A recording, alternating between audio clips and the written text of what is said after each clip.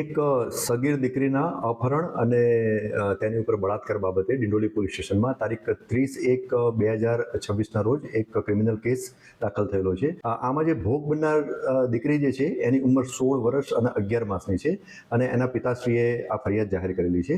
આ દીકરી આશરે 1.5 વર્ષ પહેલા આ જે ગુનાનો આરોપી જે છે એની સાથે સંપર્કમાં આવેલી હતી, મિત્રતા થયેલી હતી અને એ અનુસંધાને પછી અવારનવાર એકબીજા સાથે વાતચીત કરતા હતા અને જે આરોપી જે છે એ આ દીકરીને એવું કહ્યું કે હું તને પ્રેમ કરું છું અને તારી જોડે લગ્ન કરવા માંગુ છું એમ લાલચ આપી અને મિત્રતા એને વધુ ગાઢ બનાવી અને ત્યારબાદ તારીખ 6/9/2025ના રોજ આ દીકરીને ડિંડોલી ફ્લાવર ગાર્ડનની ત્યાં બોલાવી અને તેને રિક્ષામાં બેસાડી અને ગોપી તળાવ, સુરતમાં જે ગોપી તળાવ આવેલું છે ત્યાં લઈ ગયા અને ત્યાં લઈ અને આ દીકરીની મરજી વિરુદ્ધ આ આરોપીએ એના ઉપર બળાત્કાર કરેલો હતો.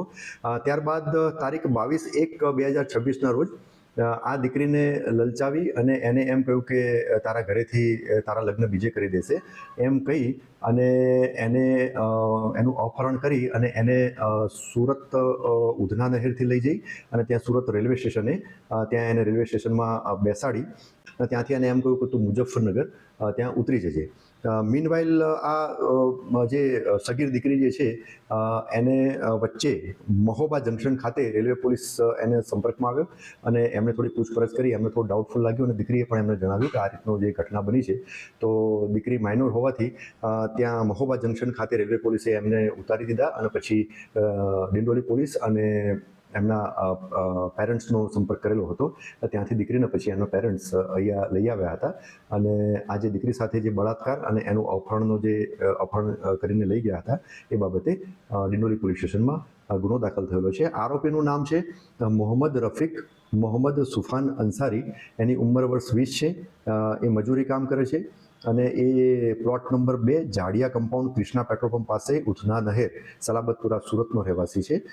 મૂળ એ રહેવાસી છે ગામ કાંટા, તાલુકો ગાયઘાટ, જિલ્લો મુઝફ્ફરપુર, બિહારનો એ મૂળ રહેવાસી છે. આ જે આરોપી જે છે છેલ્લા 5 વર્ષથી અહીંયા એના પરિવાર સાથે રહે છે અને આ જે આરોપીને પોલીસે ડિટેન કરી લીધેલો છે અને એને ધરપકડ કરવાની કાર્યવાહી હાલમાં ચાલુ છે.